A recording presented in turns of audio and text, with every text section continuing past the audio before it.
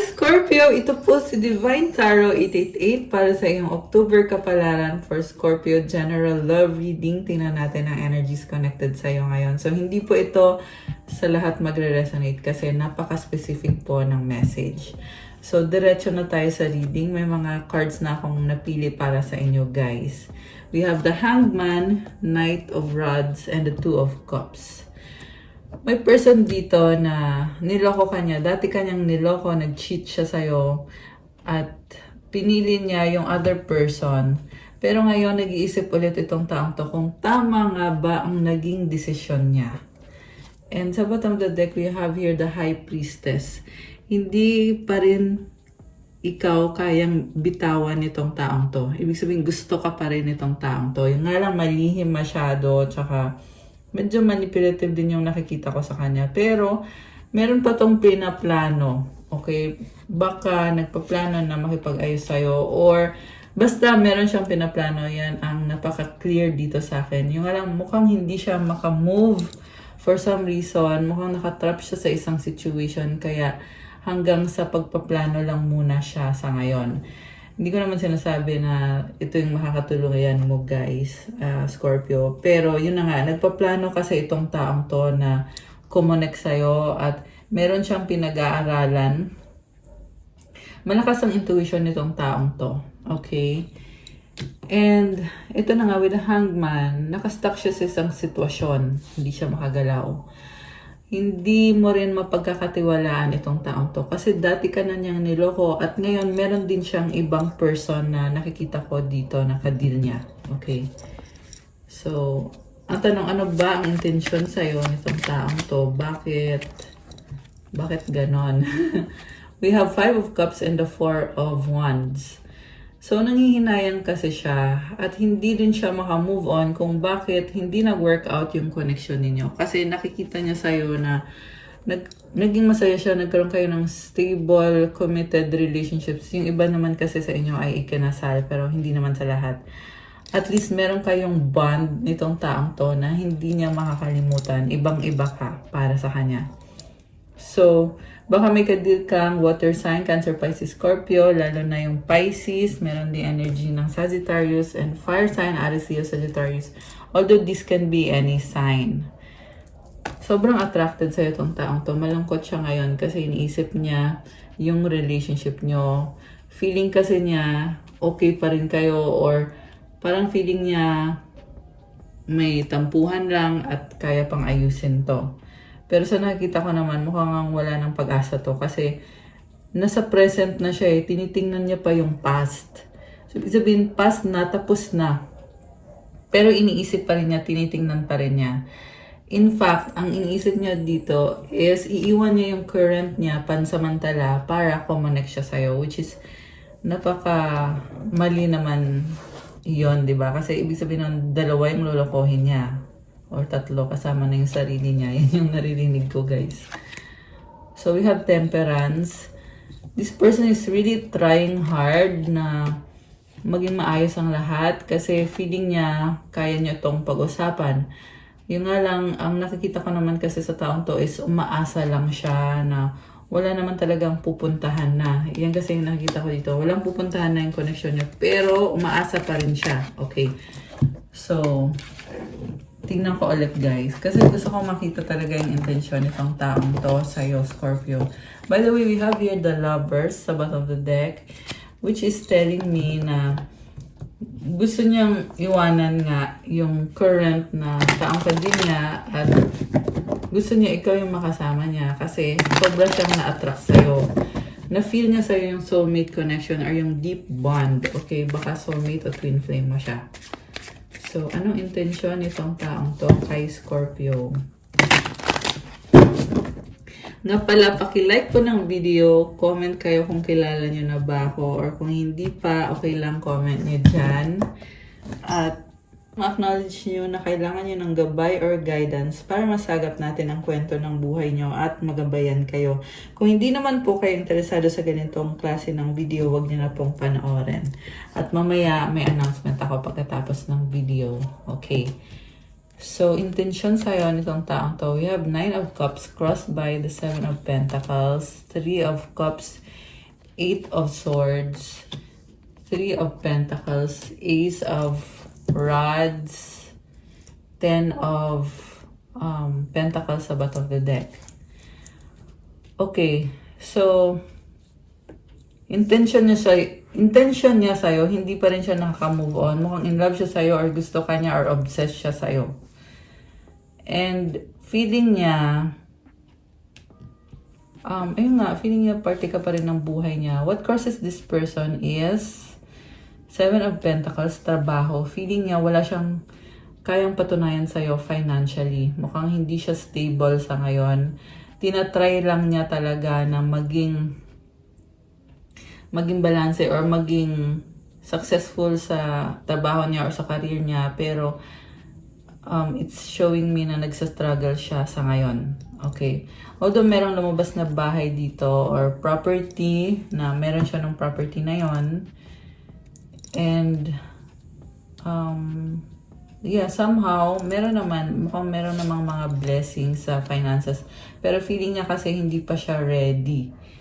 And then, nakikita din niya yung sarili niya na magkakaroon kayo ng life together. So, what lies below is the Eight of Swords. Hindi siya makaalis sa isang sitwasyon. And, ang pumipigil lang naman sa kanya ay sarili lang din naman niya. Kasi feeling nga nakatrap siya. Mukhang meron siyang kadil na karmic situation or connection na kinokontrol siya ng taong kadil niya at hindi niya maiwanan yung taong yon. So, sa totoo lang, ini-enjoy naman niya yung buhay niya eh. May mga babae dito, baka kasi may iba siyang kadil, baka tatlo yung karelasyon niya. Ayan, pwede din naman tong family, pero ang nakikita ko kasi talagang energy dito is ini-enjoy niya yung buhay niya, yung mga blessings sa buhay niya. And mukhang merong celebration. So, kasama itong mga taong to sa buhay nitong person na to. And then, actually, gusto niyang bumalik sa'yo, pero inisip naman niya na i-enjoy na lang niya yung buhay niya kasi meron naman siyang ibang options. So, nag-focus siya sa sarili niya at sa options niya. And then, inisip niya ngayon na eventually babalik din siya sa'yo kasi gusto niya lahat ng options meron sa kanya. So, very selfish yung nakikita ko kasi may mga iba siyang karelasyon at gusto niya kasama ka din doon.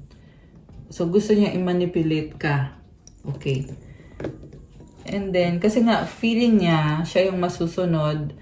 Tingnan mo, may kasama siyang, ito, merong couple dito eh. So, sabihin natin, ito yung person mo, may kasama siyang ibang person. So, ganun yung gusto niyang mangyari na party ka ng buhay niya at ima-manipulate ka niya. Supportive energy is the Death card. Actually, sinasabi dito, natauhan na itong taong to na nagkamali nga siya sa'yo at nasaktan ka niya at ending na ng isang connection na pinanghihinayangan niya yung ending na yon. And then, ang tingin niya sa'yo is hindi mo na siya mahal or hindi ka na masaya sa kanya, or tingin niya sa'yo, kahit mag-offer siya sa'yo, hindi mo din naman tatanggapin. So, inisip niya, ba't pa siya mag-offer? Alam naman niya na hindi mo tatanggapin.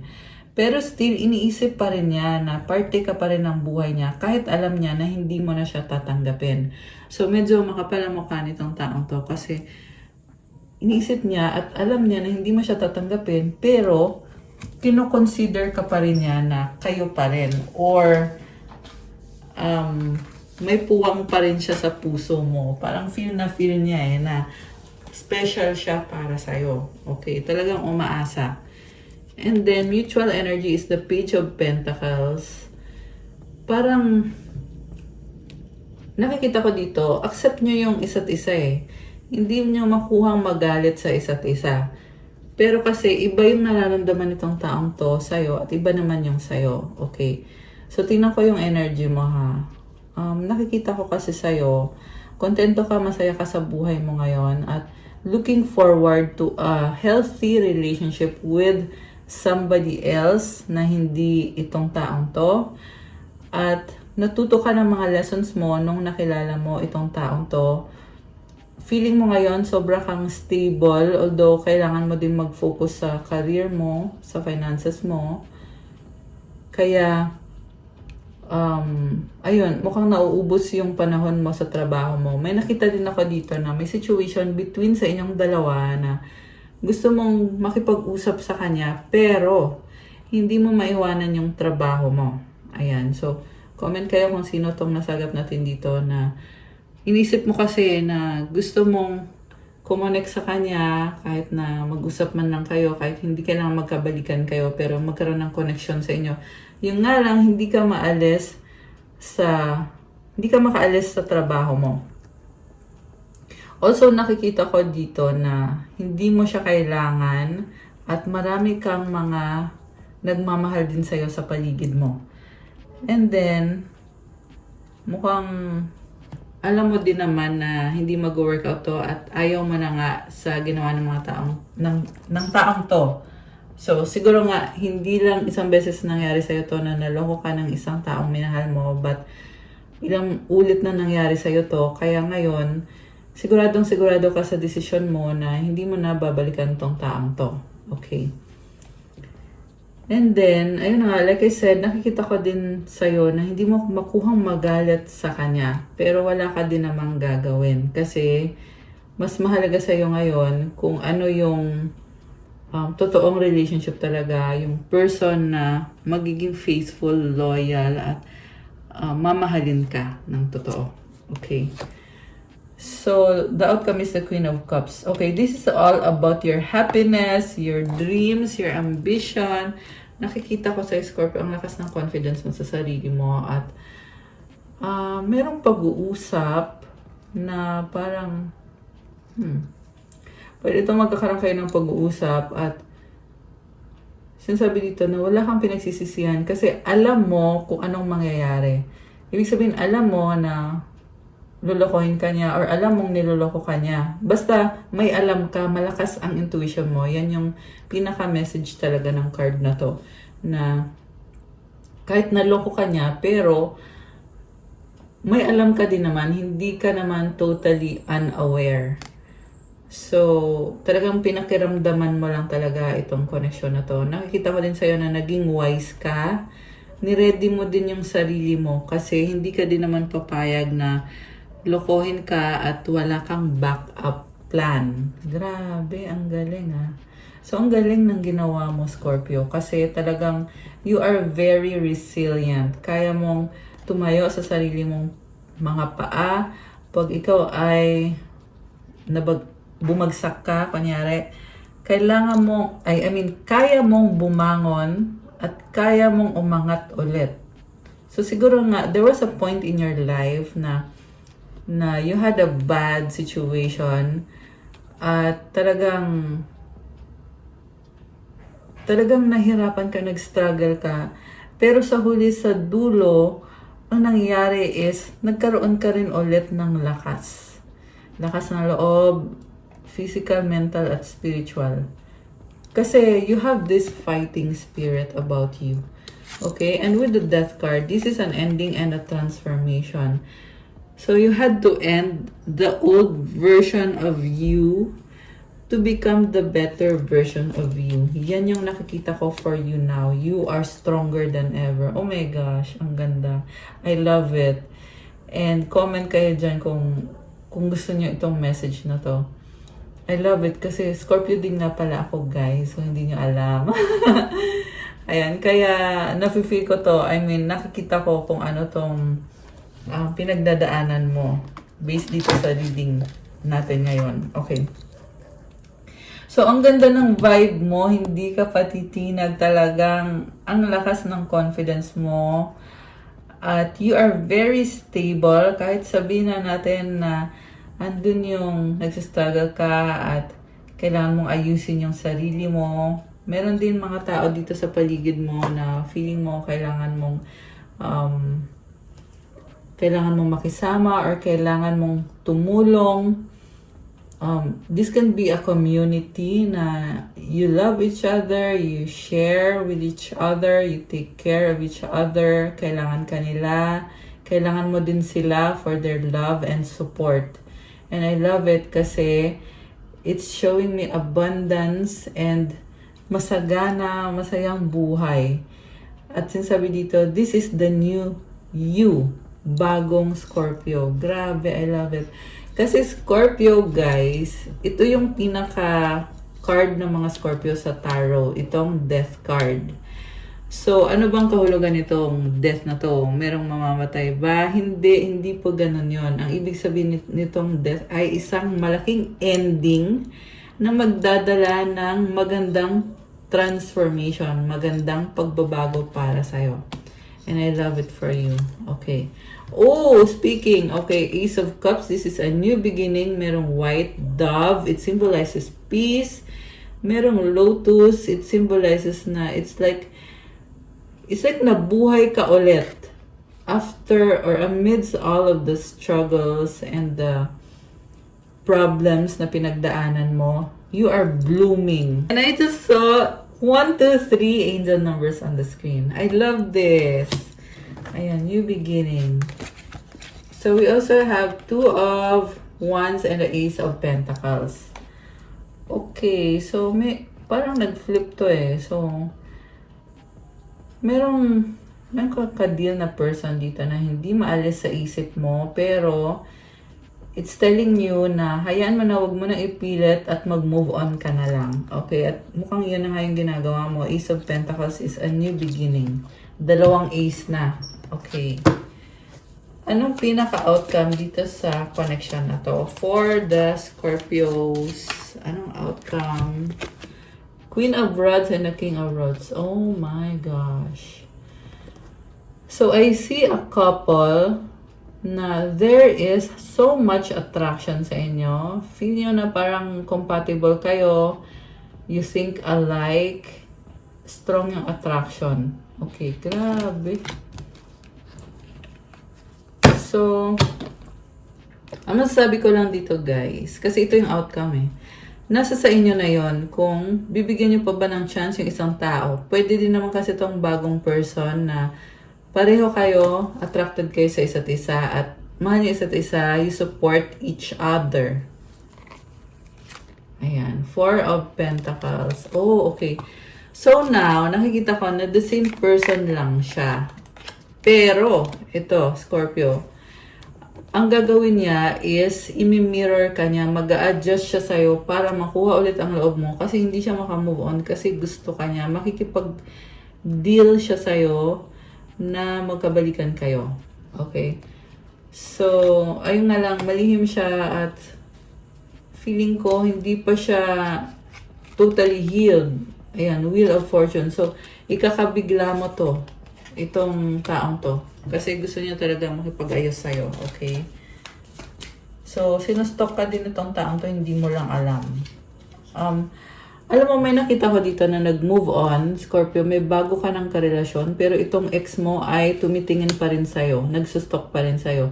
So, kung meron kang social media, tinitingnan niya yun, nakikita ka niyang masaya ka ngayon, at hiyang-hiya siya.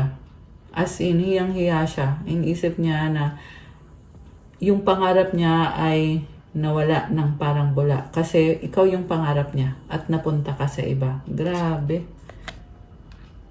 Okay, tinitiis lang niya, pero masakit sa kanya yon yung pag-move on mo. Okay? Meron dito guys na medyo makapal ang mukha kasi alam niya na naka-move on ka nga, pero, talagang umaasa. Ang lakas ng energy ng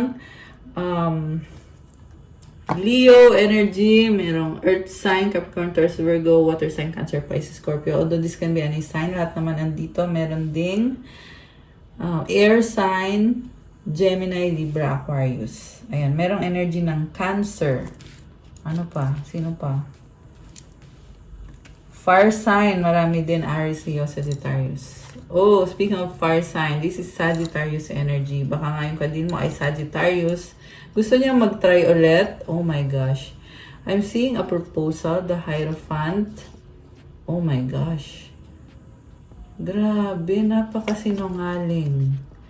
May iba na siya, okay? May iba na siya, pero parang pabalik-balik to. Nakakaloka siya. 5 of Wands. Magulo yung buhay niya kasi paiba-iba siya. Kunyari, kasama niya ngayon yung other person niya. Nakita ko na merong bahay. Magkasama sila sa bahay or nagli-live-in sila. Yung iba naman ay kinasal talaga. Tapos, pupunta siya sa'yo, sasama siya sa'yo, tapos babalik na naman siya doon. Pabalik-balik siya. Nakakaloka siya. Ayan, merong Gemini at merong Virgo. Okay.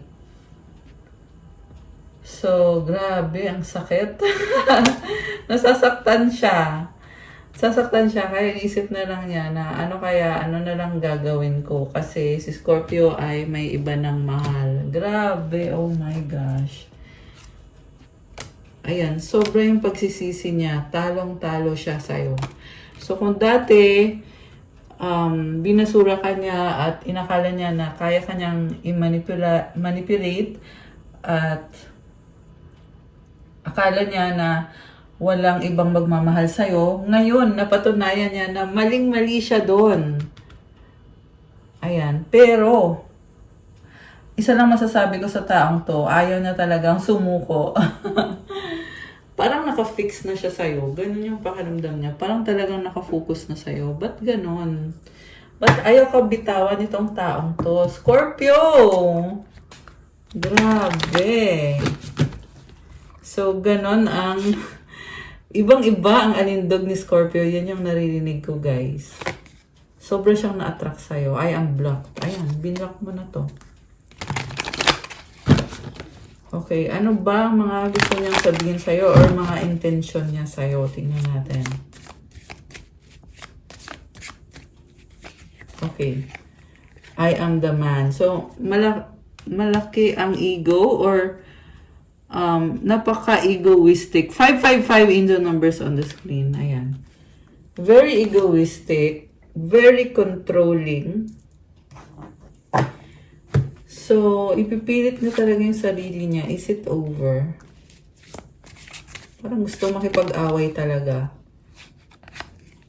Childhood trauma. Okay. Don't treat me the way you do. I don't deserve it. So, this is someone na may trauma siya. Nung bata siya, iniwan siya ng magulang niya, nanay niya, or tatay niya, or hindi siya minahal. At hindi niya napatawad yung gumawa ng trauma sa kanya. Kaya ngayon, ganyan din siya ka-controlling kasi hindi niya na-heal yung childhood trauma na yun. Na sana nga ay ma-heal niya. Sana nga, yun na lang, ipagdasal mo na lang yun, Scorpio. Kasi, ang hirap ng pinagdaanan nitong taong to at mahirap lalo yung sitwasyon niya ngayon. Kasi nga, dahil dun sa trauma niya, nakagawa siya ng mga kabulustugan. At hindi niya naayos yung sarili niya. So, sana nga, ipagdasal mo na mag-heal itong taong to para maayos yung sarili niya, para makamove on na din siya. Okay? Kasi, you treated this person very well, pero hindi niya deserve yun. Kasi, kung gaano kabuti yung pinakita mo sa kanya, kabaliktaran naman yung ginawa niya sa'yo. Drama. Okay? Dramatic. Baka nga nagsagutan kayo. Okay, dramatic yung nangyari. I can't do this right now. At tinalikuran ka lang niya or iniwasan ka lang niya. Okay. Ano pa? The passion I feel is overwhelming. I don't know how to handle this. Emotions overwhelm me. I don't understand. Okay. Hindi kayo nagkaintindihan. Miscommunication yung nangyari. Kasi sobra siyang na-overwhelm nung nagkaroon ng confrontation sa inyo. So, nung na-overwhelm siya, parang nag-cause tuloy ng misunderstanding. So, may misunderstanding na lalo pang nadagdagan kasi nga problem sa communication. Yan yung nakikita kong nangyari dito. I cannot stop thinking about you. Mukhang nagpataasan kayo ng pride nito kasi misunderstanding lang talaga yung nangyayari. Yung nangyari. I'm not saying na wala siyang kasalanan. Oo, may kasalanan nga talaga itong taong to kasi sobra siyang ma-pride. Tsaka sobrang competitive din yung nakikita ko dito sa taong kadil mo. So, kung sino to or kung kanino nagre-resonate to, comment kayo dyan, guys. I have to let you go to find myself. So, pinili niya na iwanan ka or pinili niya na ipaglaban yung sarili niya at baliwalain ka. Kasi feeling niya yun yung paraan para kumalma siya or para mag-heal siya. Kasi sobra siyang na-overwhelm ng pag-uusap na ito or confrontation na ito na mukhang dramatic nga yung nangyari. So, we also have, I wish I could be fully honest with you. I wish I could be a different person.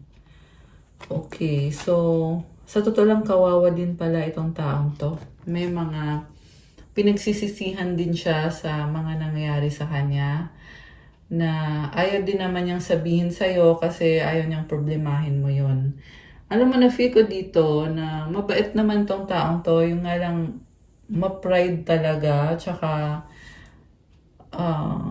meron ding mali sa kanya talaga na hindi niya maamin sa'yo. Tsaka yun yung problem, ayaw niyang mag-sorry. Yan yung naririnig ko, ayaw niyang mag-sorry sa'yo. Kaya tuloy, yung misunderstanding ninyo nauwi sa malalang pag-aaway. Okay? Comment nyo nga guys kung ano talagang pinagdaanan nyo nitong taong to. Nga pala, pa-like po ng video. Okay, nasabi ko na ba? Kung kilala nyo na po ako, mag-comment po kayo. Kung hindi pa, okay lang mag-comment pa rin para po ma-acknowledge nyo na kailangan nyo ng gabay or guidance para masagap natin ang kwento ng buhay nyo at magabayan kayo. Kung hindi naman po kayo interesado, ay huwag nyo na pong panoorin. And mamaya may announcement ako after ng video para dun sa mga manonood hanggang sa dulo. Okay. Ano naman ngayon ang gustong sabihin sa'yo nitong taong to? Tingnan natin. Anong gustong sabihin sa'yo?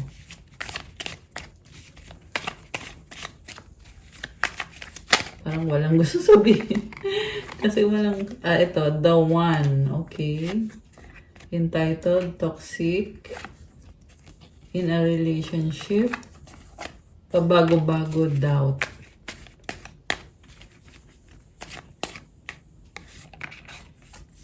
Long distance relationship. Sacrifice. Dreaming of you, pangarap ka. Nagmamadali, trying hard. Ano pa? Ouch, masakit. Secrets, nagtatago.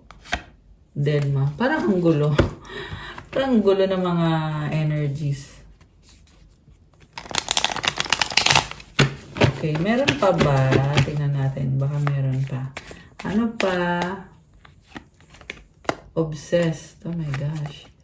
Matigas ang ulo, stubborn. Take me back, reconciliation. So, gustong makipag-ayos sa'yo. Pahinga, time out. Kaso lang, wala namang ginagawa. Pahinga lang. Pero gusto naman niya makipag-ayos sa'yo. Starting all over again, reunited. So, ito ay napakalaking posibilidad na magkakaayos kayo. Or magsisimula kayo ulit. Ayan. Mahal niyo naman ang isa't isa. Thank you, next. Kilig much, super in love, decision, let go, surrender. Okay. So, anong mga gustong sabihin sa'yo ng angels niya? Tingnan natin. Mga angels ni Scorpio, anong mensahe sa kanya? 1414 possibilities. Building strong foundations creates stability and welcomes in possibilities. All possibilities exist and are amplified when gratitude is felt for the foundations that are in place. So, maraming posibilidad para sa'yo. Basta palaging magpasalamat sa kung anong meron ka ngayon na ini-enjoy mo mga blessings. Mukhang busy ka ngayon. You are building a strong foundation. So, ipagpatuloy mo yan kasi magdadala pa maraming opportunity para sa'yo yan. Affirmation, i-comment yung affirmation.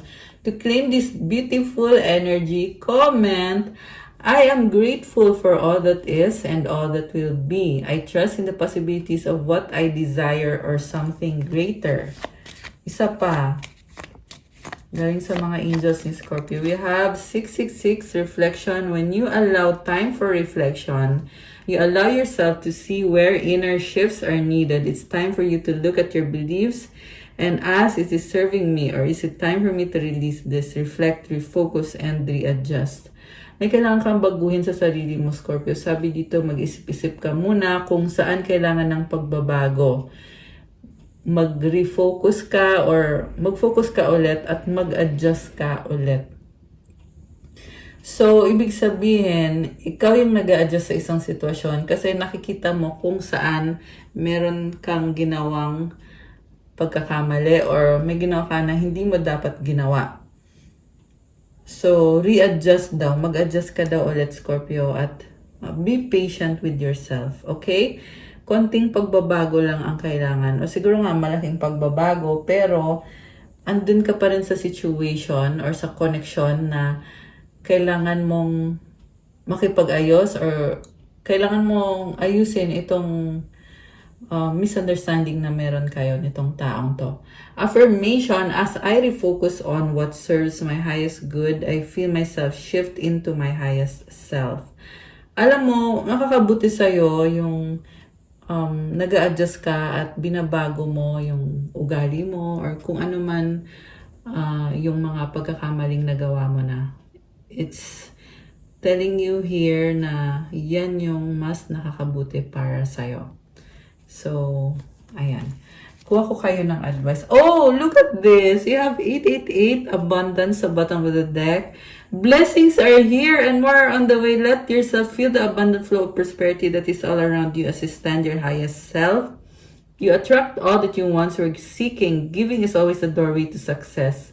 So to claim this beautiful energy, comment 888, comment claim abundance at i-claim nyo tong affirmation. Comment, the more good I do in the world, the more abundant my life grows. I radiate an energy of loving kindness. Grabe, you radiate an energy of loving kindness. Ang galing. So nice. So tingnan natin yung advice para kay Scorpio. Advice for Scorpio. Okay, ito.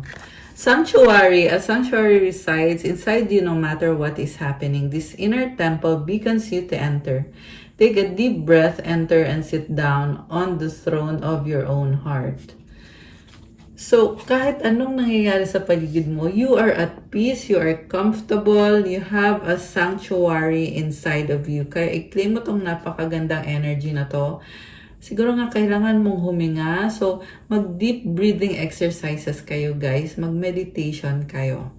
Okay, and sabi dito, sit down on the throne of your own heart. I love it for you. So, comment!